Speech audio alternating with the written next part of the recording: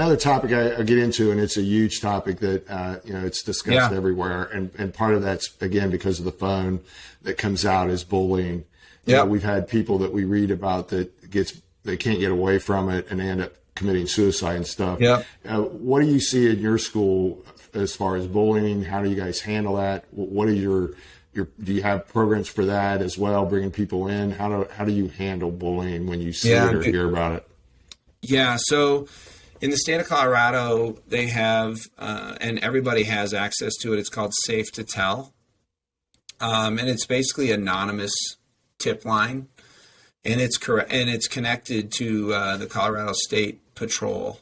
And so if someone's getting bullied, or if you're worried that someone is going to commit suicide or something along those lines, you call Safe to Tell, and that sends up all kinds of flares. Depending on the level of severity, my phone will either ring or it just enters my inbox as an email. It just depends on the urgency of it, right? So if it's the Safe to Tell, I mean, they should probably call 911, but if the Safe to Tell says, I'm worried that my friend's going to kill himself tonight, that would send off all kinds of flares. Or I've noticed that this classmate, use a name, is getting bullied all the time by these 5 students. You can put that in Safe to Tell. So there's an anonymous way, and it's a great resource that all of us, private, public, schools, charter, whatever, we all have access to. We're all enrolled in it. That's a great resource. So that's the number one thing, is there's an open line of communication where you can either report it that it's happening to you, you can report it for a friend, you can report it for a classmate. Maybe you don't even know who this kid is, but you just see that how they're being treated is pretty poor. Or is being bullied, and you can do that. There is a dark side to Safe to Tell. It can be weaponized, right? Because I can report something about a kid that's completely false, right? And so there is a dark side, but the positives of it outweigh the negatives by far. And then our culture at our school specifically it's pretty open. My kids walk into my office every day, or they find me in the hall every single day wanting to tell me, about something that occurred and that they didn't like it or it made them feel uncomfortable. So we have a pretty trusting and open culture, and we guard that with our lives. So that's part of it. The other thing that's a challenging thing with the word bullying is it's kind of lost its way a little bit, because, Johnny looked across the room and gave me a look once. That's not bullying. Right. And so defining bullying and helping kind of have the parents and the students, families, have them kind of understand, where bullying is on the scale. Right. Having a conflict with another student about what happened in the basketball game or the playground game. That's a conflict. Right. That means there's an opportunity to bring some resolution right away. Right? Bullying there's a differentiation in power, and it's ongoing, right? So an 8th grader who is 6'2", who constantly walks up behind this 4'8" 6th grader, trips him, steps on his heel, whatever, takes his lunch. We all know the examples. If that's just ongoing and ongoing and that's bullying, right? There's a huge differentiation in power. The 6th grader has no chance to stand up against that or deal with that. That's bullying. So I think clearly defining it with our families is really important. Helps. The biggest challenge right now for me and my team in terms of social media is, so we ban phones. You can't have your cell phone on you in my school. So it has to stay in your locker all day. And this coming year, it's going to be a little bit different. We're going to have some pockets in their homerooms, but nonetheless, they can't have them with them. So most of the bullying, cyberbullying, social media bullying, that all happens outside of school hours. That's, John, where it gets a little tricky. Because where does my jurisdiction begin and end, right? If I became a 24/7, 365 police, where does that stop? That could turn into a full-time job. That could take over my life, right? Oh, yeah. And so how do I navigate that? And man, I'm telling you, that's like threading a needle from 1,000 miles away. It is so complicated.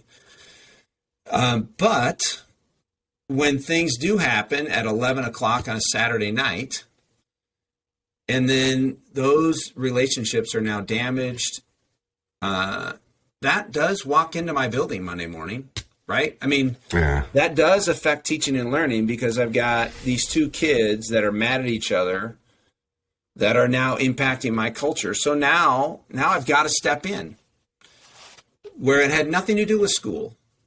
Right? It had absolutely nothing to do with school, but yet now that it's impacting teaching and learning, now I've got to deal with it. Back in the day, before the internet, when you and I were in middle school, the internet wasn't, I didn't even know that word, right? Yeah.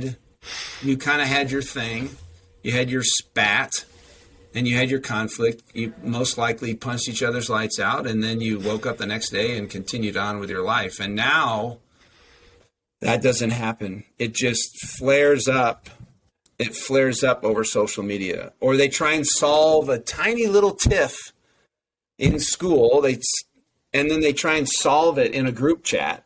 And then all of a sudden it just catches fire. It's like our Colorado wildfires. Here's the other thing, John, that I think is a huge problem. Back in the day when you and I were in middle school, and I hate to sound like old man get off my lawn, but it's true. When you and I had a challenge, the best thing that happened was we went our separate ways, and then 15 or 16 hours later of no talking, we walked into the building, and it usually just dissipated. It just vaporized. Yeah. My kids never get a break from each other, ever. They wake up and start texting. They see each other all day in school. And they get on their phones at 3:15 and they text for the next 7 to 10 hours. Then they go to sleep, they wake up, and they see each other again. They never get a break. And even with our best friends, having that little bit of a break rekindles and refreshes a friendship. That's really healthy. And our kids don't get that, right? And so when we don't get that break and that natural break, it's so unhealthy. It just,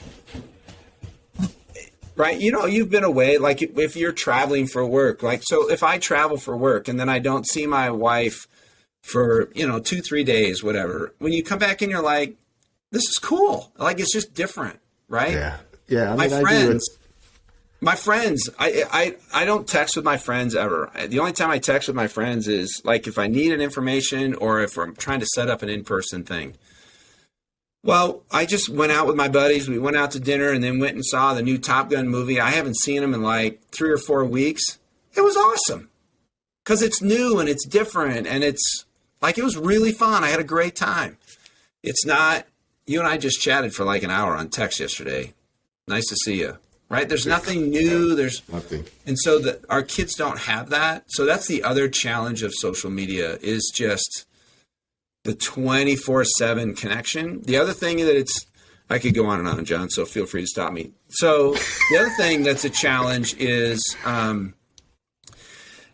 because they're connected through their devices, they do not see the value of in-person like you and I see it. Not that they don't have fun when they're in person, but they don't see a difference. So kids nowadays, it takes forever for them to get their driver's license because I'm connected. I can FaceTime my friends anytime I want. I just don't have I don't have that need. And so part of your statistics there is when you look at it, like homicides are down and things like that. But what's climbing is that suicide rate because kids are alone so much more than they used to be. So there's a lot of sense of isolation. There's a lot of loneliness. And loneliness when you're dealing with any sort of mental health challenge, and you know this way better than I do, can be really, really scary. Like that's really hard. Oh yeah. So you brought up a lot of good points again that are amazing. You know, like you said, I'm an airline pilot, so I'd be gone for 3 days and back. And coming back was like a huge celebration each time. Yes. So, you know, you get time to get away. You're like, wow, I really missed her and all that stuff. So it really kindles the relationship. Being 24/7, never getting a break, never getting downtime, it's going to be difficult. And I'm going to ask you just being alone is okay too. Oh yeah, you need that time. Forcing the kid to be alone with their thoughts in not forever, but in small amounts of time, that's really healthy too. Like being bored, that's really good. You should be bored every once in a while. Yeah. Right? Downtime is critical to get the rest and stuff you need for your mind.